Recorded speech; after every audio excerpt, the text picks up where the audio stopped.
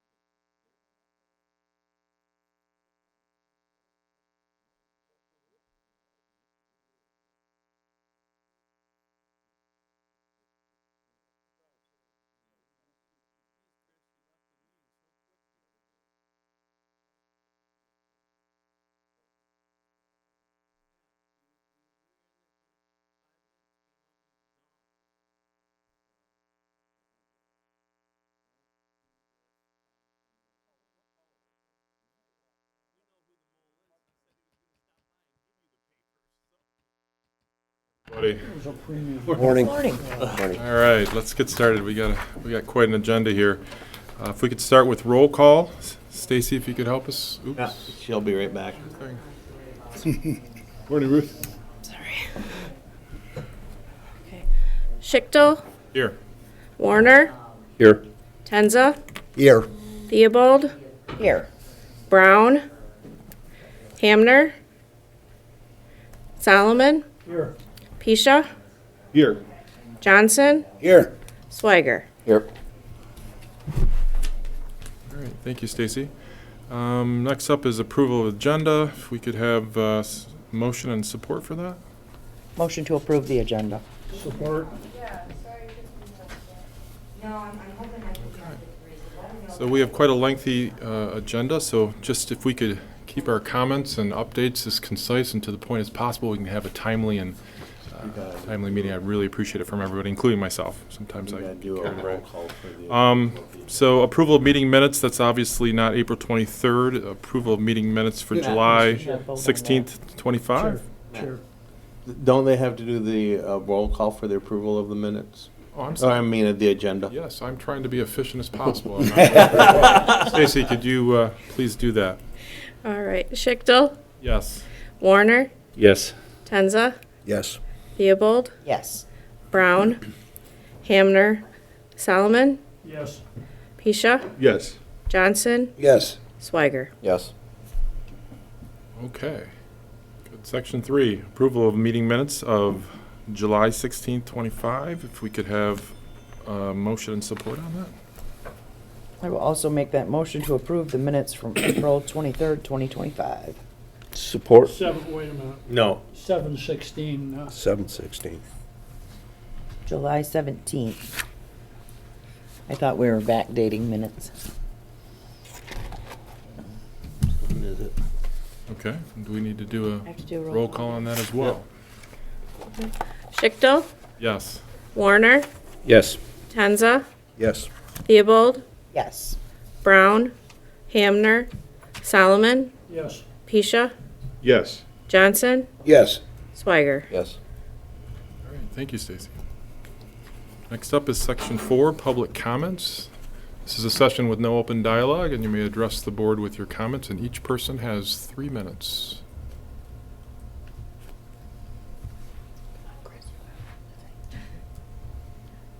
All right. No comments this morning. We'll move on to section 5, review of old action items. First up is section A, well closure and well decommissioning update for the LDFA area. Jeff, do you have an update on that? Yes, we do. As you know, there was 3 wells that were in the LDFA area.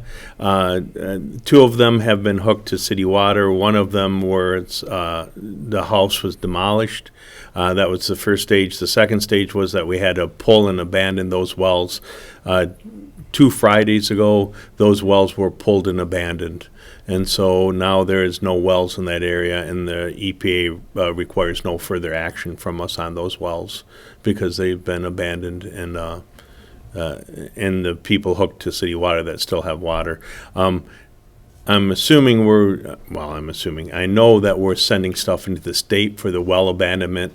So when the state gets that, this will be totally closed, this chapter there, so. Jeff, real quick, were those filled in? Were they dug up? Yes and yes. Some of it was dug up. The tops were dug up, cut off, pulled, and then they were filled in with bentonite, which is a hard clay material that hardens. And basically, we plug the hole so stuff can't go down the hole and contaminate the aquifer. So. Thank you. Okay. Any other questions or comments?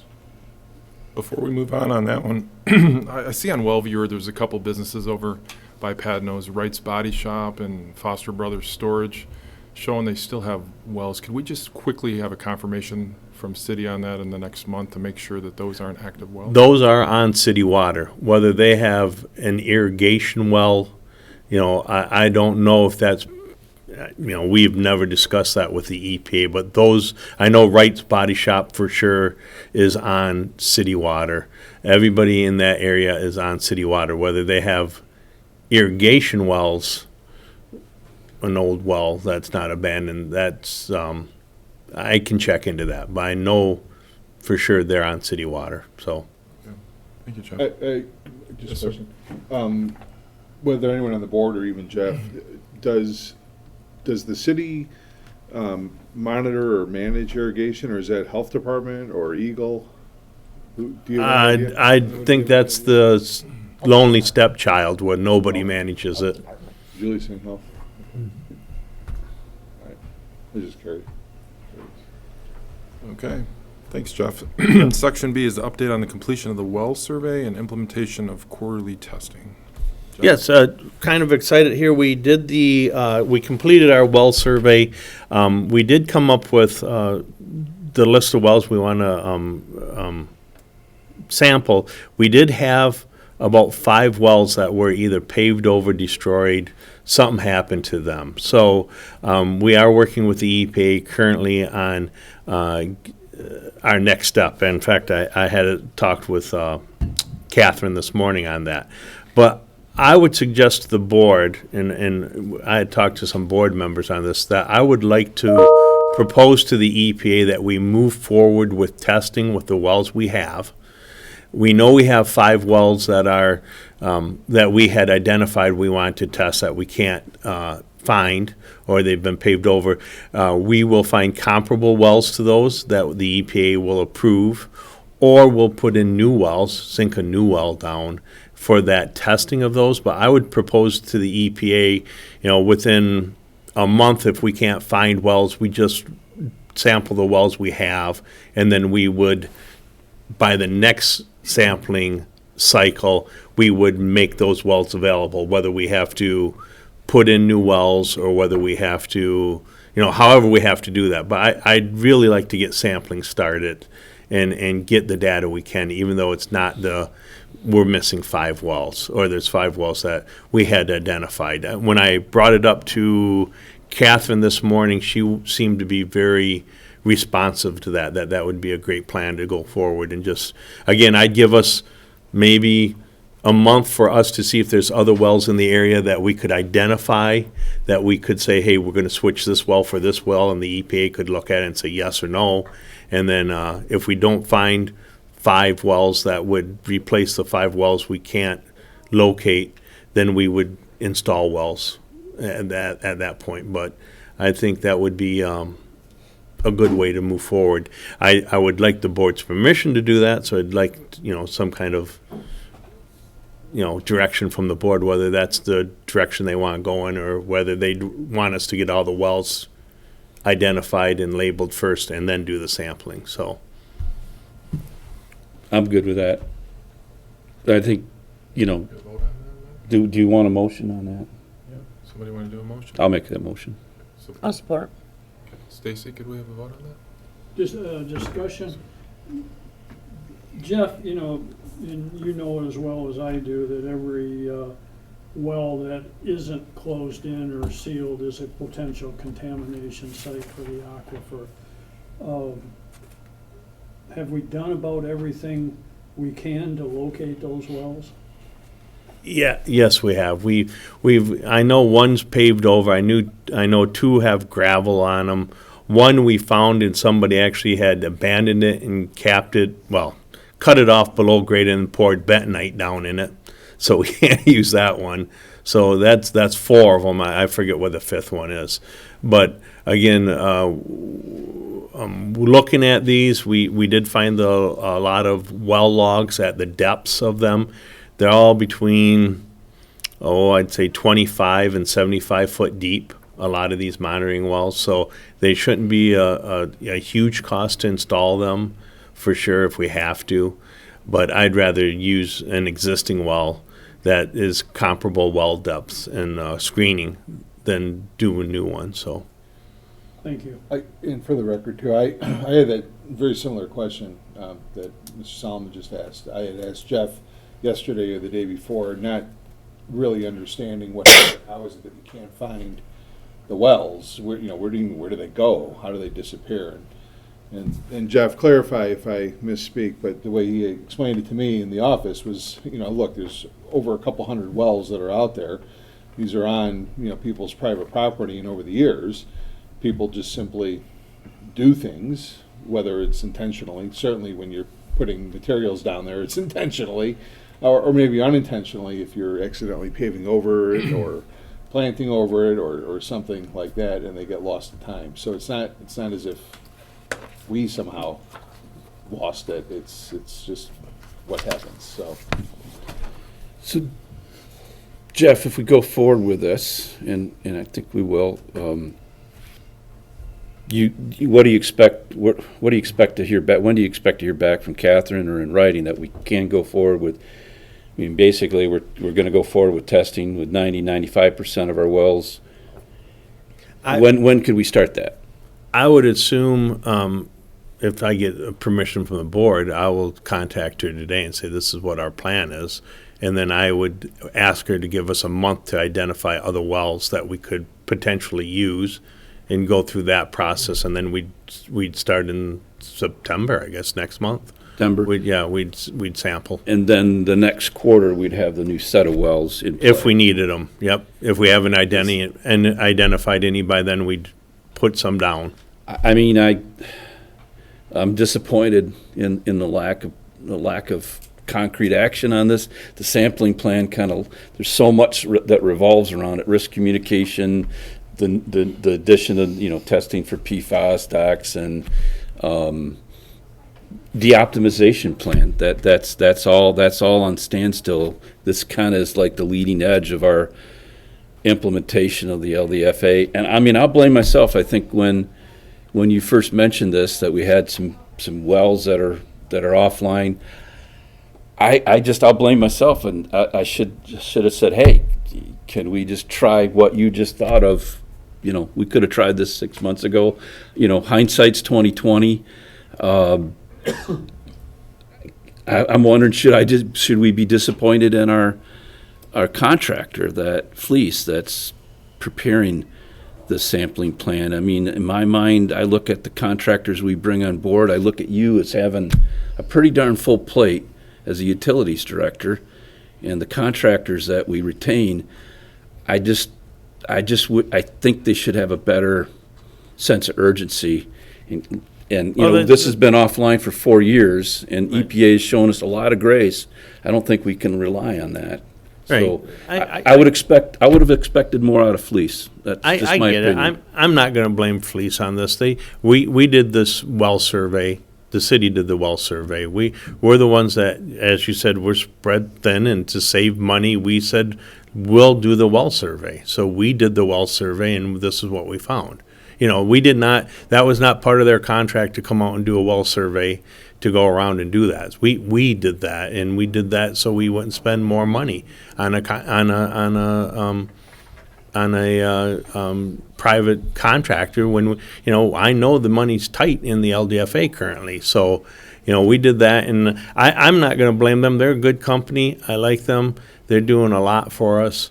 I have no problems with Fleece and what they've done. It's something that, it took longer to go through, but again, I'm not going to make excuses. As you said, we have a full plate here, so this is something where we just took this on ourselves, and maybe we shouldn't have back in the day. Maybe we should have spent, another 10, 20,000 for them to do the well survey. I think it was wise money spent, and we're correcting it now. So Okay, I don't want to dwell. I don't want to Yep. dwell on what happened Yep. 3 months ago, 6 months ago. Yep. I just would ask if you could convey, at least from one board member, a sense of urgency. And I think this spending money, getting back into compliance, that's a healthy debate that we all should have. But I would lean towards, if we need to spend more money to get back into compliance, let's bring it forward. If it's 10 grand, 20 grand, it's like the air toxics. We need to have it out on the table, debate it, and get through it. But I'm for spending the additional money Yep. and getting the additional resources, because we just can't lean on you and your staff. If we have an issue, we just need to bring to bear additional resources. And again, I get back to the point of urgency. But thanks for hearing me out. Yep. So back to the motion to move now on the situation, if we can have a vote on that, Stacy? Okay. Schichtel, Yes? Warner, Yes. Tenza, Yes. Theobald, Yes. Brown, Hamner, Solomon, Yes. Pisha, Yes. Johnson, Yes. Swiger. Yes. Okay, thank you. Section C, update on the well flow project, S1, S2, and adding to the I-5 carbon filter. Yep. Catherine had asked for additional data. I sent that out to her Friday, and I haven't heard back from her yet on that. So it's all in their hands right now. So I don't see a problem with it, but again, we're just, as we're thin, I'm assuming the EPA's thin, and it's just going to take time for them to work through this stuff. So she had the data she asked for. That's the update. I sent it out Friday. Haven't heard back yet. Thank you, Jeff. Yep. Section D, Julie's idea, update on potential public open house opportunities for the Cadillac LDFA groundwater treatment. If I may, I kind of think that goes with number 7, the update on the progress of GeoSync. I think we want to have an open house with them there and the public. If I may jump to number 7, all of the data they requested I've sent to them. I just got something back from I forget his name, but he sent me back something that they're reviewing it all. And as soon as they, I guess we're at the point now that they've got all the data, we can do a tour with them. So if you guys want me to set something up, in the next month, I can set something up and do a LDFA groundwater treatment plant. What? And October. October? Well, I can do it in October. All right. You guys, you're the boss. You tell me. I So would love to see middle to end of October. middle to end of October. Yes. If that's the board's will, I can set that up and we can do that. So. Geosyntec was looking for a yearly calendar so they could work and collaborate with us on working together at that, trying to do either before or after one of our monthly meetings. Right. So we need to vote on that, motion for that, or we can proceed. I think we agree, just if you could establish that, Jeff? I will, if they want it along the, by our meeting or on the day of our meeting. It doesn't matter, we can work that out, but they were leaning towards that so that we on the board could also be part of that. But Okay. either way is fine. Then I would make it around the time of the October meeting. Thank you. Yep. Then I can go. Awesome. Easy peasy. All right, so let's jump back to section 6, groundwater treatment plant operations update, Jeff. Groundwater treatment plant's running nice. We have treated, since our last meeting, we have treated 62 million gallons of water. And for that treatment, we have removed 7.1 pounds of VOCs. So we're getting to the point where we're moving a lot of water and not getting a lot of VOCs out anymore because we've done such a great job for over years and years and years and years. I do not have the yearly totals at that point, but we're up about 450 million gallons we've treated now for the year. And so on my quarterly reports, I like to do the yearly totals. But just other than that, everything's running good. We haven't had any problems. There's no maintenance issues. She's purring along. All right. Next, Section 8, update on the progress of Flesh and Vanderbrink's Environmental Consulting, Cadillac Monitoring Plans, a bunch of acronyms, Quality Management Plan, Institutional Control Implementation and Insurance Plan, timing of well surveys, which we talked about in the overall EPA compliance. Is there anything more on that you would like to update? Yeah, well, yeah, on all of our sampling plans, part of the talk I had with Catherine this morning was what are we going to do on the sampling plans because we have those 5 wells. So that's really what we're working on now with Molly. As soon as I get done with this, I'm going to, again, call Molly and call Catherine and say what we want to do, the sampling, and then and move forward. Molly will prepare a report for the EPA on the monitoring wells, which ones we want to move or which ones we think we can move to, and we'll bring that up to them. So really, other than that, almost everything we've submitted has been approved. You know, the PFAS QAP was approved, the COC QAP was approved, the 5-year review, as you guys know, that is currently out on the EPA website. I sent you all a link for the 5-year review.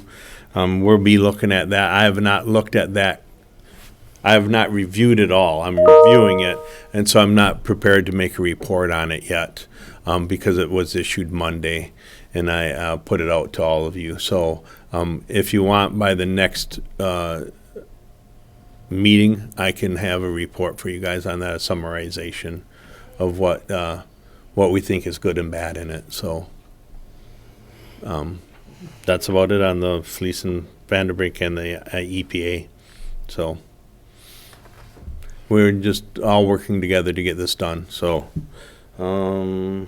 next step for the EPA is review the COC, PFAS, and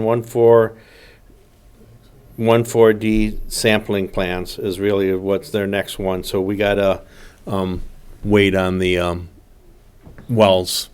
I mean, they're waiting on us to get back to them with which wells we're going to do, and then they'll revise the sampling plan.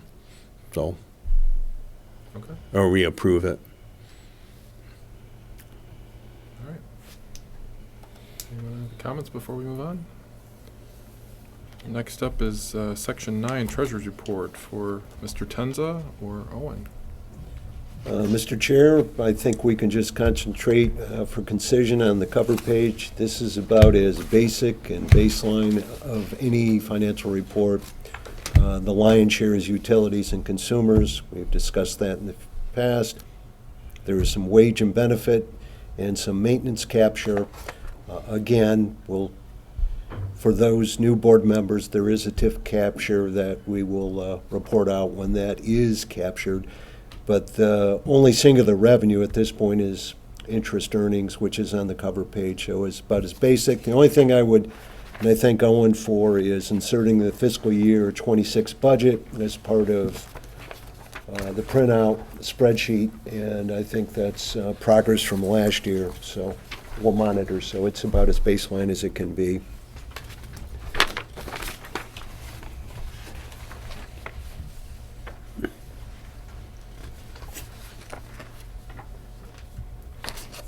Beginning of the fiscal year, so not too much to look at. Thank you, Bill. Before we move on, in our agenda meeting, there was a sub-line item here for update on the 400K approval. I don't see it on the agenda. It's been deleted. Can we have an update on that?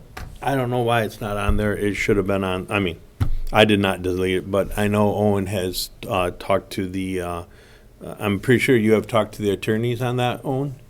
Yeah, Mike's gonna address that, and it'll be good news for the board, so I think Mike's on and ready to address that.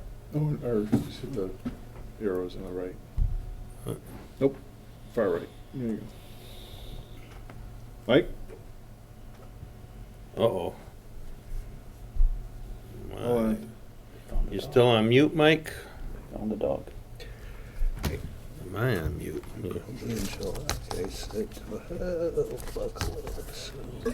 Great. Audio. You say something, Mike? Said, can you hear me? Speakers, same, test microphones. Hold on. Owen, you want Get my grandson over there. Right? Yeah. And his little buddy. to? That knows a little bit more technology. Foiled again.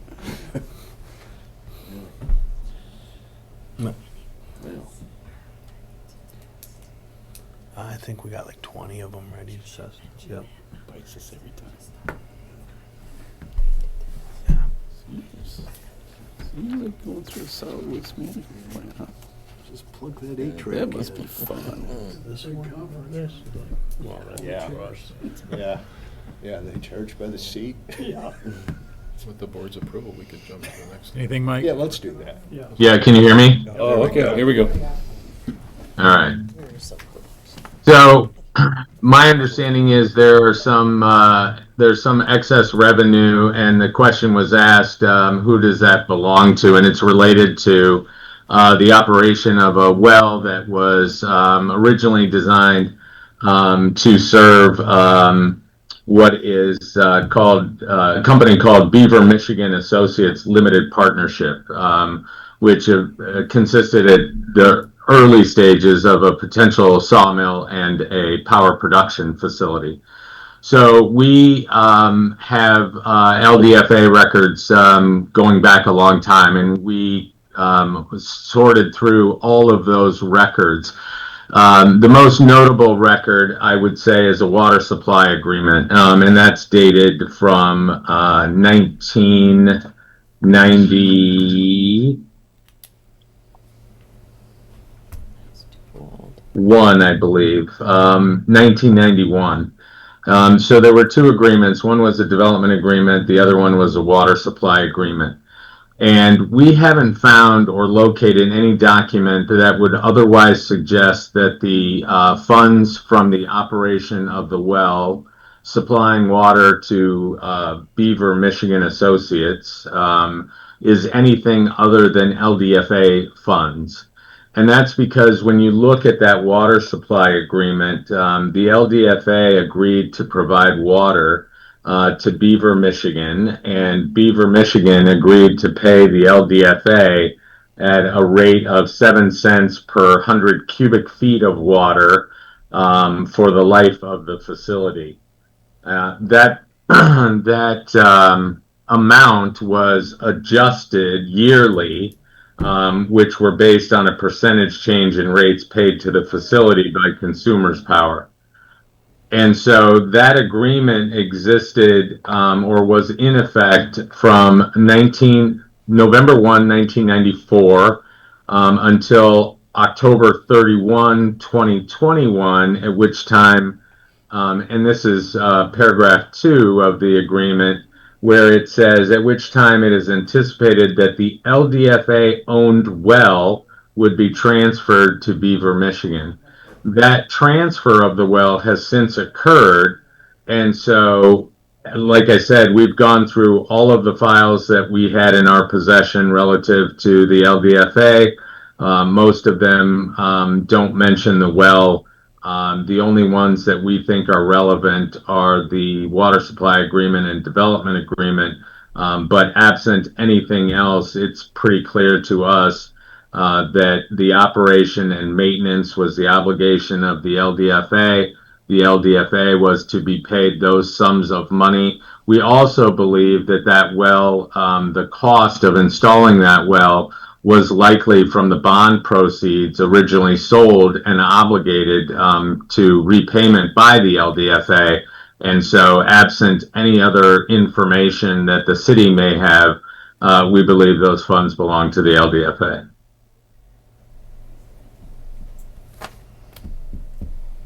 Mike, any restrictions on how the LDFA could use those proceeds? The only restriction would be that they have to expend those under the parameters of its development plan that's in effect now for the TIF financing. And what's the timing of that transfer? Marcus? I'm sorry? The timing of that? What are we dealing with the timing of that transfer of the funds? Is that something that can be done this fiscal year? They're already They're in the already there? account. I can address that, yeah. So we have a fund that we have to close out, like an accounting fund, not necessarily just a bank fund. And so I'll have we have our auditors coming for our annual audit soon. I'll work with them to get the fund closed out and that money transferred probably, I would say, by the end of the first quarter of this fiscal year would be the goal. And would that- Either way, it's in an LDFA fund right now and earning interest. So regardless, the current money and any interest earnings between now and when that fund is closed out, it's LDFA money, including the earnings. So it's already in a particular fund, but it's just that fund has to be closed and those dollars transferred. So. Oh, and what fund would we designate? Would that be operations? Well, because Mike's indicating that it has to conform with the development plan and the TIF plan, it would go into the capital fund. But again, we've been transferring those dollars or using those dollars for major projects already in accordance with the TIF plan. So by 9:30? that would be the goal. Yep. Okay. Yep. Thank you. And that approximate amount? 430-ish. 430-ish. So, yep. And we've been pulling roughly 100 out of that fund for the operations annually. 150 in addition to the current year capture, so it's more like 260 to 280 is what has been coming out of there annually. But that you're getting some TIF dollars, so the net effect is you're really only reducing the captured tax dollars by half that amount each year. So that would recover several years worth of. Yeah, of negative. Yep. I know there's some other projects in the talks and things, Yeah. so we'll also provide some seed money for those as well. Yep. More discussion to come on that. Yep. Good. Thank you, sir. Yeah. Thank you, Mike. Thank you, Mike. Mike, you can bring good news like that anytime. Yeah, you're invited. Okay. That brings us to Section 10, update on Cadillac Area Manufacturing Association, or CAMA. Jeff, Brian, I think, Brian, you had a discussion with Doug Melma recently. Did you want to start with? Sure. Doug called me, basically said, hey, thanks for the consideration. He totally understands starting with communication with those entities that are being assessed. That's got to come first. He totally gets that. He still eventually would like an official visit presentation from some representative from the LDFA, but he said, don't look at that until next year. We understand we got to go through an optimization plan. We really won't have an organized presentation ready for next year, so he's in line with us as well. He did say, though, that CAMA has regular meetings, and if there's any member of the LDFA that's also a member of CAMA, you're more than welcome to attend, and please attend, Julie. No, there will be no, hey, we need an update from you. They won't put you on the spot. It's just just being part of a group and supporting those groups, and any LDFA member that's part of CAMA is certainly welcome. Yeah, I'm a part of that as well, CAMA. Okay. I attend their meetings regularly. I hosted them at my plant here recently, so. Very good. And I am happy to defer any CAMA-related discussions, as I am a McBain rambler, and I have I have economic development issues to talk about in Richland Township and the city of McBain, and that I respect Mike Hamner and Marcus's and your involvement and Jess and Julie's involvement, and I'm happy to defer my involvement, as I'm not a member of CAMA.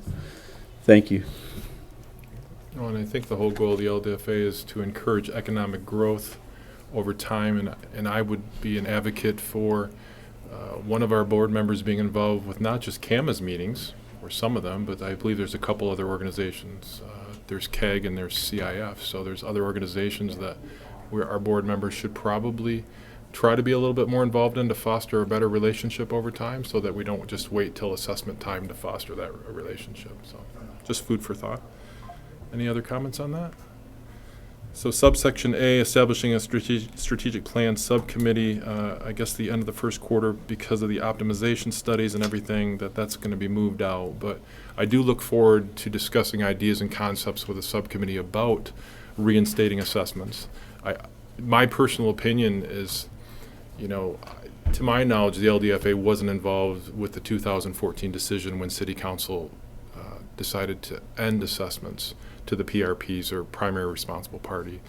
And that's like 11 years ago, and I would hope that we would just be more of a policy review, and that those ideas and concepts would already be kind of in place by City Council and city staff of how we're going to actually reinstate assessments when we decide to do that. And I'd love to be involved with the policy review of that, but it's going to be a lot of work if it hasn't been done. So.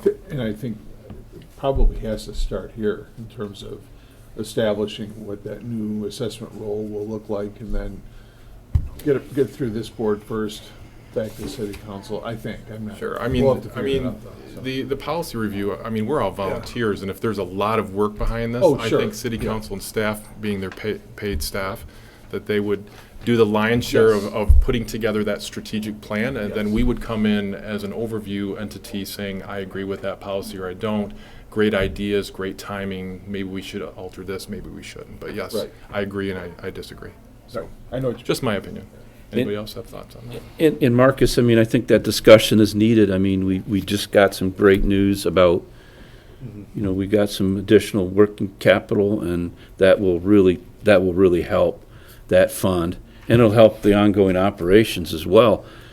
But if I understand the structure of the LDFA correctly, and I've learned this through Owen, that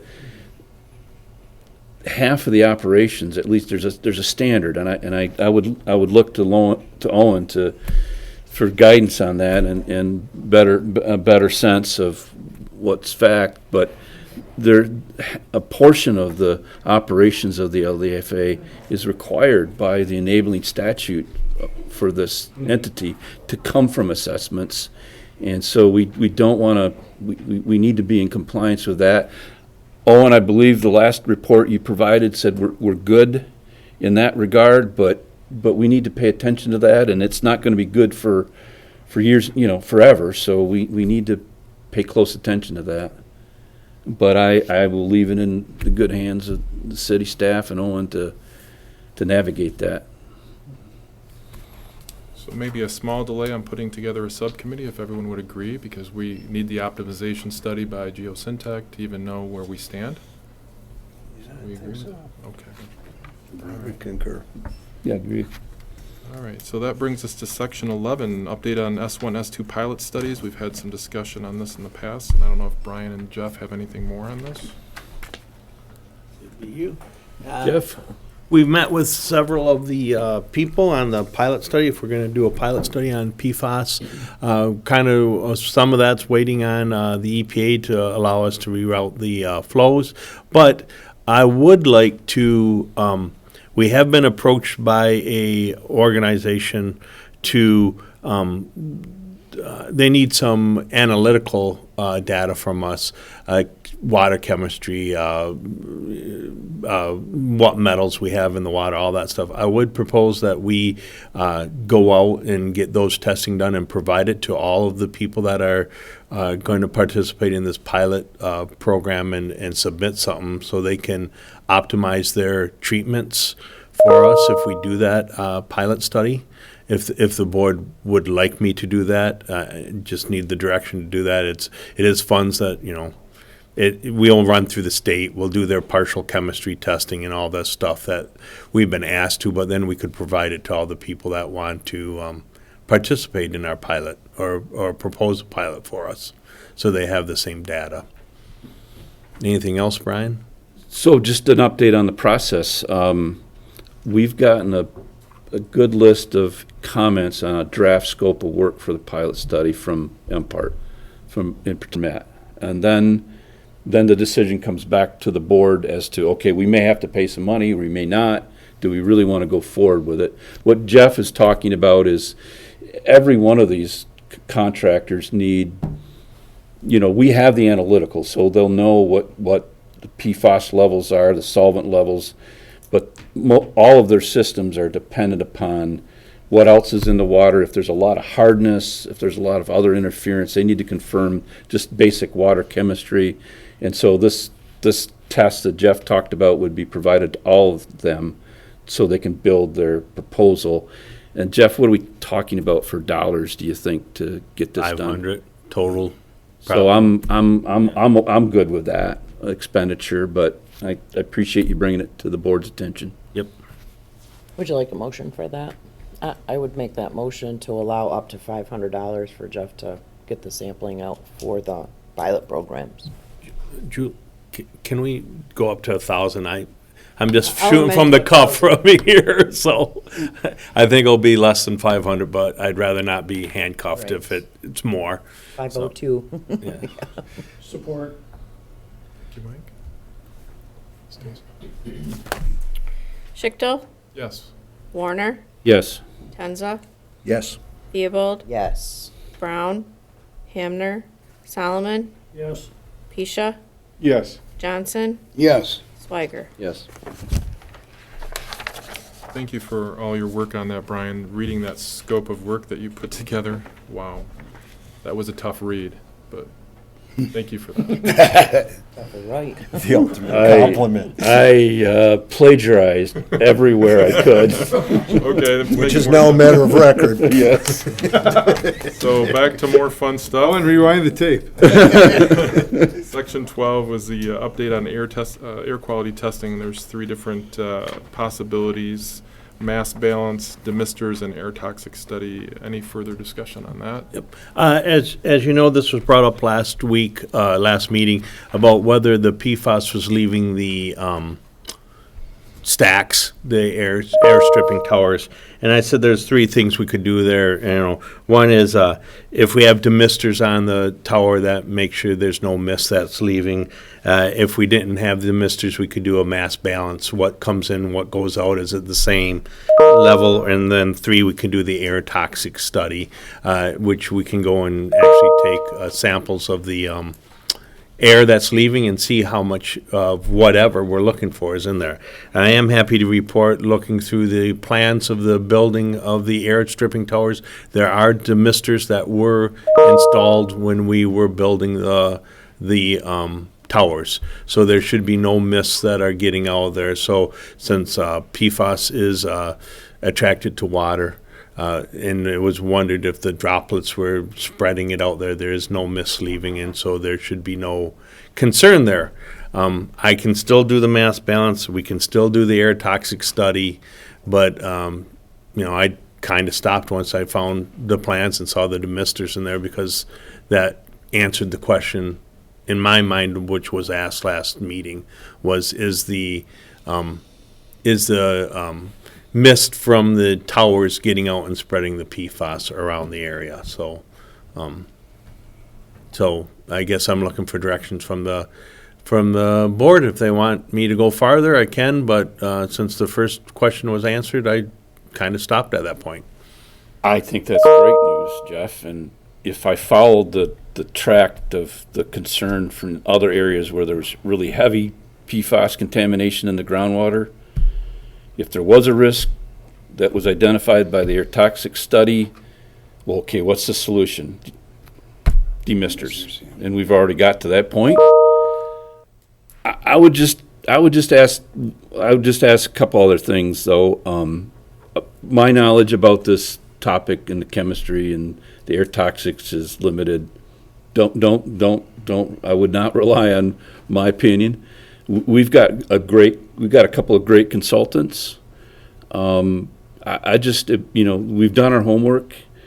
I think it would be good to just get concurrence from an expert at MPART or one of our consultants that's familiar with this topic, that has really got the depth, the scientific depth and the risk assessment depth that I don't have.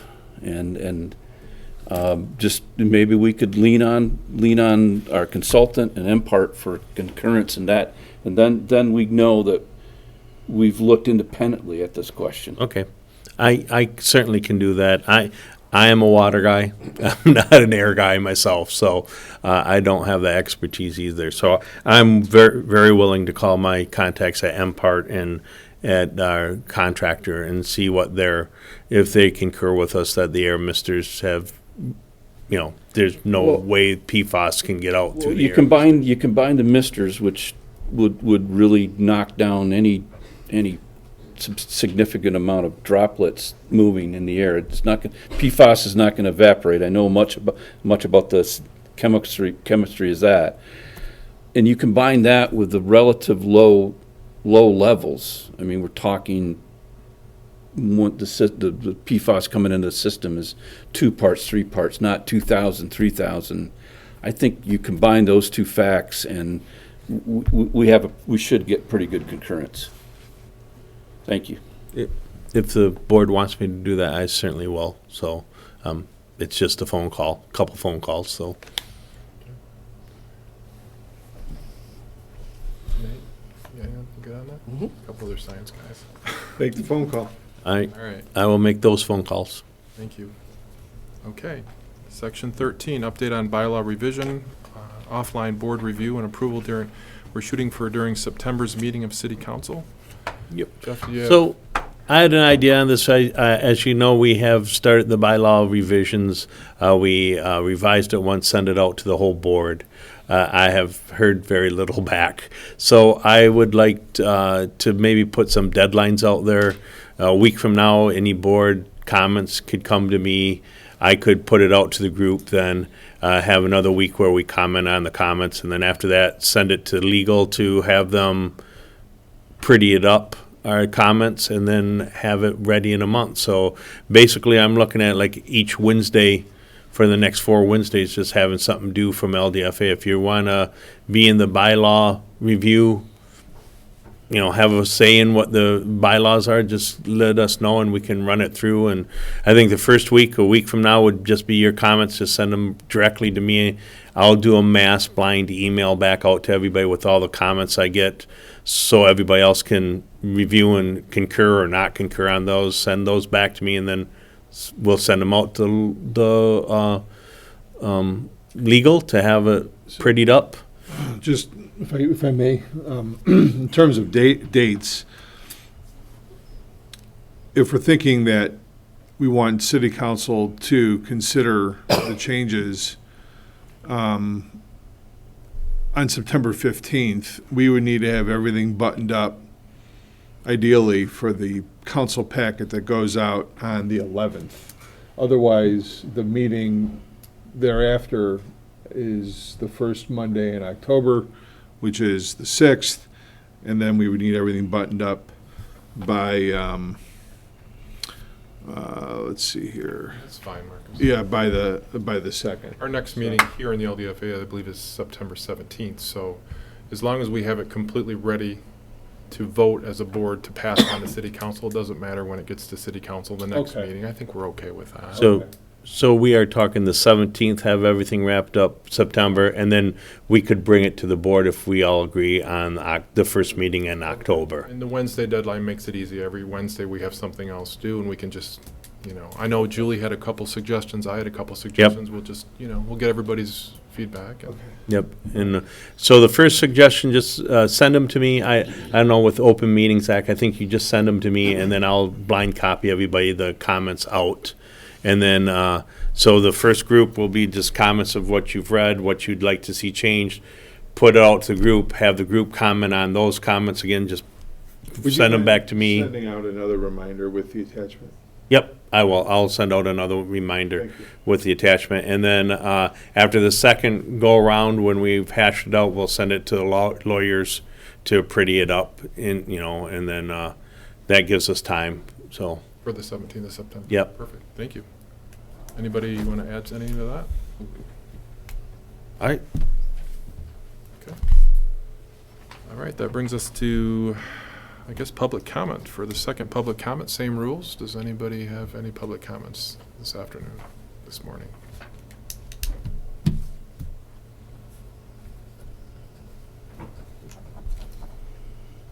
All right. That brings us to section 15, committee comments for everyone. Feel free to jump in, anyone that has any committee comments. Just want to quickly mention, was invited through Representative Fox's office to talk about a special appropriation request, or excuse me, not a special appropriation request, but an appropriation request for PFAS funding. It's been reported out prior to this meeting, so I don't want to retread unnecessarily, but Brian and I did connect about it, and it's just a waiting game. Whether or not we'll learn our fate sooner or later, hopefully sooner, but it's going to really be dependent on the legislature and how they crunch through their budgeting process. We asked, for the full amount that was in the PFAS management plan that this body has seen several times over, and we've taken a Lansing before, and if we get it, we'll be able to do everything that we want, which is connect people that have infrastructure adjacent to their homes, as well as to build infrastructure to folks where none exists, and it would also include closure of private wells as well, which is really asking for everything. So hopefully we'll get some good news, and we'll be able to share that sooner than later. But as I think you guys know, it's just one stick in the fire, so we're all holding our breath. Thank you for doing that, Marcus. I know that can be challenging to juggle your schedule around the ever-changing schedule of the legislative hearings. Yeah, thank you for your testimony. Yeah, it for the went from Appropriations a Committee. morning schedule to, hey, we may not get you till sometime between 6 and 8 o'clock at night, but we'll get you. Yeah, I watched it. It was amazing. Yeah. Thank you so much for your effort. Any other committee comments? I do want to say that I have surgery September 4th, so I probably will not be at the next meeting, but I'll be available via my phone. We can reschedule it for your room. We can have it at your room. I'm going to be home, so Okay. I'll have coffee on. Anybody I else? was thinking more brunch. I just had one comment. We made huge strides in OMA compliance. I just want to give a heads up that when I was reviewing meeting minutes, that we're missing a couple of our recent meetings on there. So if we could just dot the I and cross the T on that. April and June are not showing on there. Obviously, July has not been approved yet, so that would until this morning. So if we could get those on there. April and June. April and June are not on there. May, we didn't have quorum, so that's not on there, but we didn't have a meeting, so just a quick heads up on that. And that's all I have. Do you have to post the draft minutes? These are the approved ones within. Well, I understand. You just have to make them available. Make Not Okay, available. all right, thank you. So when to keep it concise, we have been having draft minutes available in the office and not putting them online so people don't take a draft minute and think they're a final minute. Right. We just put the final minutes on the Yeah. board once they're approved. So Do we need to denote that there was no meeting in May, just so it doesn't look like a donut hole? we could denote it. Yeah. Probably a good idea. Because we didn't take minutes for the informational meeting, so, okay. Well, we did have an informational meeting because there's no action taken there. Right. But we did not have a board meeting because we didn't have a quorum. Section 16, just a quick review of the next meeting time for our next LDFA meeting. It's always the third Wednesday of each month at 10:30 a.m., and that's going to be September 17th.